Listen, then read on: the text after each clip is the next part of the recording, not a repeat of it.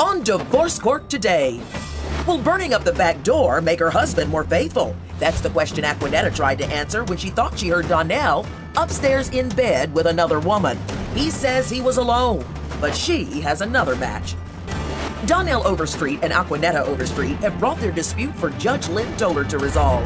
Testimony in divorce court starts now. So, Mr. Overstreet, I understand that you and your wife knew each other back when you were teenagers. You lost touch with one another and then reconnected. Tell me how that worked out. Yes, when we was in junior high school, like, I didn't too much know her as far as she was her bookworm, I was a jock. Right. And I was popular in our state, in our community. Football is a very big aspect of the community. So I had seen her a few times in track, and we passed each other, and I always... But you kind of knew her, but didn't really. You knew of her, you knew who she was, but there was nothing going on. I knew of her, yes. Okay. Yes, ma'am. What happened when you met him after all those years not seeing each other? Okay, so basically, I went up to him, I spoke to him, he got my number, we started talking. His pops passed away, so I took it upon myself to be there for him because this is somebody I've always wanted to be with. And someone I've always wanted to be with. I've had a crush on him since the 6th grade. And he was just the love of my life. I knew he was who I wanted to be with. And we lost connection. I moved in the 9th grade to another high school. And when I came back, I happened to see him at IHOP. We got together. After that, we started dating after his pops passed away. We moved in together a month later, and then 5 months after that, we got married. Why so quickly? Why so quickly? I fell in love with her passion and her being there for me and her enthusiasm about her kids, which I have met. And we actually get along with each other, talk to each other, enjoy each other's company.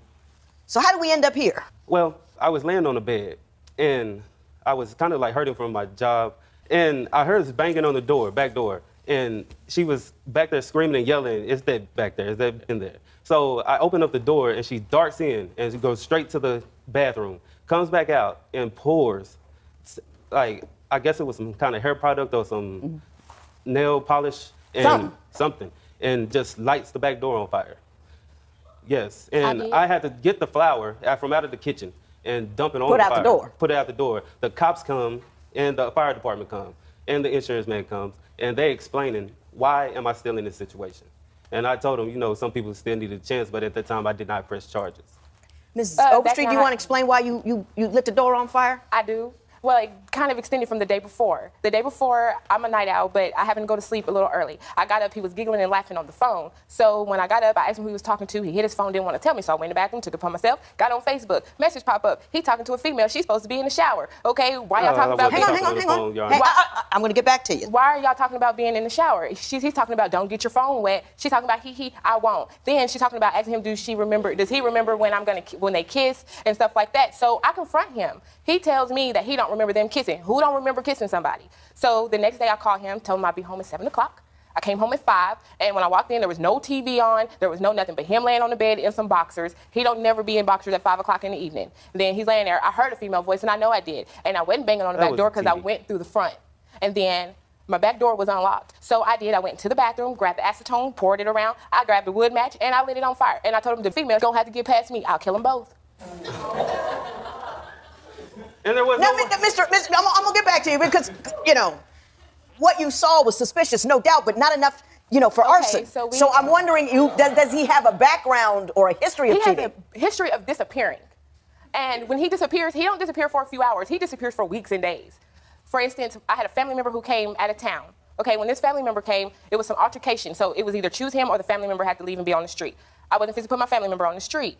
So he left, stayed gone 2 weeks. I went everywhere I could think of where he was. So when he came back, I had to call him from an anonymous number just for him to answer. I begged him to come back. He came. Then when I talked to him, he was just like, oh, I wasn't nowhere. Well, where was you? Was you with a female? No. Okay. So then every time we get into it, the first thing he want to do is take off his ring and throw it. Or he's done that to me 5 times. And when we first got married and he asked me to marry him, I told him I don't believe in divorce. When we take these vows, that's what it means. And to me, that's what it means. I didn't do this for fun. I'm not doing this for play. So till death do us part. I got you. Mr. Overstreet, are you running around on her? Let's just get that straight up front. I am not, Your Honor. Whenever I took the time out and I was gone for 2 weeks, now prior to that, she did push me off the bed due to the information that she found, but I do not know. I told her I do not know of this lady. But there was a lot of conversation going on that was inappropriate. Yes. You can't just say I didn't know her because you must. No, actually, it was on my social media. Yeah. So I mean, I would conversate with a lot of people. But it was in a private inbox. But be that as it may, it's an inappropriate conversation to have, whatever the method. Right. Whether it's smoke signals or a letter or a telegraph, you're not supposed to say things like that to a woman who is not your wife. Correct? Right. Correct. Next, it's a matter of proof. Can Equinetta prove Donnell is messing around? And can he prove that she keeps their house a mess? If the ink on your marriage license is barely dry, but you're ready to call it quits, call toll-free at 1-877-311-2222 or visit our website at divorcecourt.com. Become a fan at facebook.com/divorcecourt. Broken relationships, real solutions. Divorce Court continues. So, Ms. Overstreet. Yes. We're not going to come to a resolution as to whether or not he's been cheating on you. Is that the most evidence you have of a cheating incident, or have you ever really just caught him? No, I've never really just caught him. Just the phone conversations and the text messages, or him calling other females, talking about he's trying to figure out how to deal with a situation with us, which doesn't really make sense. Why call another female to ask about us? But can he talk to you? You saw a message on the phone, and next thing you know, you're lighting your house on fire. The next day. Yeah, I mean, if you caught two people in bed rolling around, underwear on the ceiling and all that, I could work with you a little bit. But a message, and you're going to light the house you're living in on fire. I mean, whoo, right? Right. You say, however, that Mr. Overstreet is overcritical of you, that once you got married, he became a nitpicker. Yes. Tell me about that. Okay, so when we first got together, when he came over to my house or my apartment, he already knew that I was not as tidy as him. I honestly walk in, as soon as I walk in the door, I'll start stripping. I'll probably put my clothes on the side of the basket instead of the basket, okay? He will flip out about that. I have my water cup that stays permanently on the side of my bed. I can still clean up, and he will go behind me and still clean up behind me. So it started making me feel like, what's the point? If you're going to do everything behind me, why do you want me to do it in the first place? Are you both working outside the home? Yes. Okay. You both work full-time? No, yes, he works more you than I work do. full-time, you work part-time. Yes, okay. Mr. Overstreet, would you care to address the cleaning issue? Ma'am, I do have some pictures here, and this does not look like you just throw things on the ground. Okay. It's clothes everywhere. Last week, as a matter of fact, I had to eat my soup with a fork because no dishes are clean. Ants, roaches are all around. She's messy. She says she throws her clothes on the floor. Actually, she throws them around the room. That's his basket with his clothes. Nothing's color that coded. Box under there, and then that's the room we're just actually moving into. So he take a picture, and I work just like he does, but he could help me with that. About one time a week, Your Honor. Well, is she solely responsible for keeping things picked up? I mean, I know she doesn't work quite as much as you do, but she does work. Do you at least pitch in a bit so it's not solely her job? Ma'am. Like, as a matter of fact, I had washed some clothes, and I had toted them up the street in the car, and I had came back. I had asked her, okay, if I wash the clothes, can you at least fold them? For 2 days, these clothes sat in the bag. Unfolded, which included my work clothes. So I dumped them on the bed, and now she's mad, and she just throws them on the floor, and we get I cook for him every single day. And then the one time I do ask him to cook something, he will tell me, well, if I'm a cook, then I might as well be by myself. That's what he will tell me. What I ask him simply to do is, please wash the dishes. If I cook, you can wash the dishes. Plain and simple. I said, if I cook, I should eat by myself. Especially if you're the woman and you're supposed to take charge in the kitchen. I mean, it's your kitchen. I understand. No. No. I mean, if the man was the sole breadwinner and we were sitting, then that's her job. If you're both working, then it's a toss-up. She only goes out one time, probably a week, Your Honor. Okay, I work for temp services. I work whenever they call me, so it don't matter what time of the day. When you're not working, you should take care of the house. Exactly. So but when I am spotless. working, it doesn't. I am darned if I do and danged if I don't. When Divorce Court continues, are intimate issues between these two the real problem in their marriage? Do you think Aquanetta is jumping to conclusions when she accuses Donnell of seeing other women? Call 1-800-282-1991 to vote now and see if America agrees with your opinion. You'll also receive some valuable offers. If you would like your case heard on Divorce Court, call us toll-free at 1-877-311-2222 or log on to our website at divorcecourt.com and join the conversation on Twitter at Divorce Court. Divorce Court continues. Though I hesitate to go there, I'm going to start with you, Mr. Overstreet. You have a formidable sex drive, no? Yes, ma'am. And you just don't get enough. I do not get enough. Would you care to gently address that issue for me? 75% of the time, we do not have sex. So probably one time a week. Once a week? Yes, ma'am. Once or twice, and that's begging. That's not like, okay, honey, I'm home. can you allow us to, engage in sexual activities? Your response, Ms. Overstreet, is that an accurate reflection of what's not happening in your home? It is. And why is that? Oh, he burned me out. Okay, in the beginning when we first got married, it was great having sex all the time. But he wants it all the time. On the weekend, it was twice in the morning, once in the evening, twice at night, all the time. But there's no pleasure for me. There is no making me want to. There is no emotionally attaching it to me, making me want to. I mean, it's not just, hey, honey, roll over, let's do this. It's not like that. Did you hear her? She got choked up. She got choked up when you said it. Do you understand what she just told you? Yes, ma'am. She told you you were ordering it up like soup. I would like a pound of this and a pound of that. It's all Let's the get to time. going. It's like a full-time job. It's not just a physical act to women. It is an expression of love. And you can't just order up an expression of love. You've got to kind of warm it up. And you're not warming anything up is what she's telling you. Actually, we had videos we could watch. We kiss. We engage in touching with each other. That's not a warm-up. That's the act. Do you see what I'm saying? You don't even know what the warm-up is. The warm-up isn't sexual at all. It is a hug. It is a how you doing? I love you, baby. You're so beautiful. Call phone during the day. That's what the warm-up is. You think you're talking. But I'm at work. Doesn't matter. You don't have a lunch break where you can't text I love you? Come on. Come on. If you really want something, you have to work at it. And it'll take 5 minutes a day to work at getting the sex that you want. But you don't do it. Did I get it right? Yes. She doesn't feel like a person to you. I feel like a personal blow-up doll. He tells me, and then it makes it even worse because when we do have sex, he just tells me I'm no good. And I don't know what I'm doing. Do you do that? So at times she's not good at it, and because she's wanting to be lousy at it. He's been having sex way longer than me. She's wanting to be lousy at it. She doesn't never want to experience. Look, I told him he didn't know how to kiss. I taught him how to kiss me. He didn't teach me what to do to him.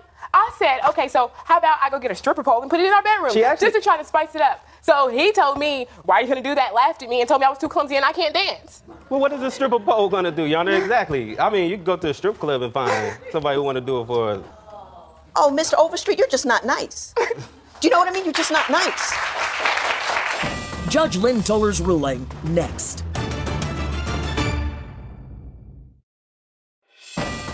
Divorce Court. Judge Lynn Toller's ruling right now. You said what?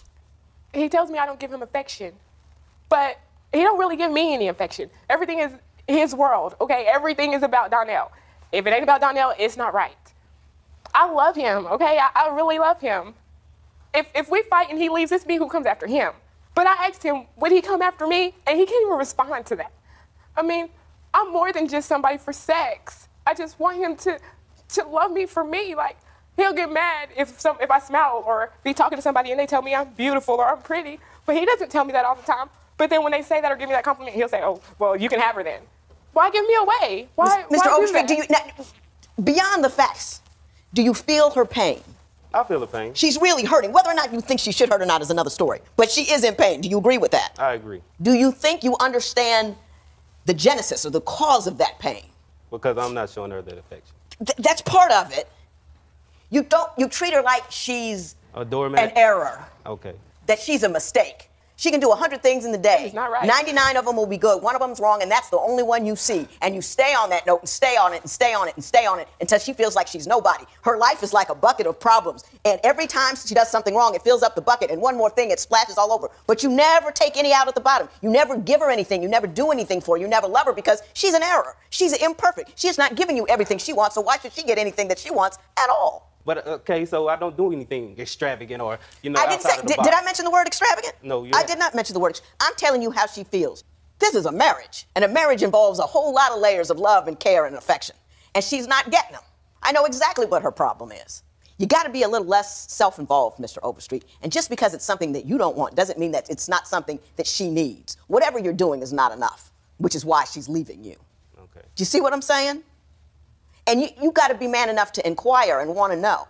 And to figure, not just fight, she should be fine. Isn't that what you contend, that she should be fine? She'll be fine. Even if you do tell her she's no good in bed and laugh at her idea of the stripper pole and tell her that she doesn't cook off enough and all that, she should be fine.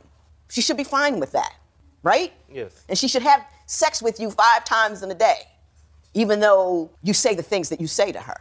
She should be fine. She's not fine. You see what I'm saying? Yes. And you got to figure out why and do something about it.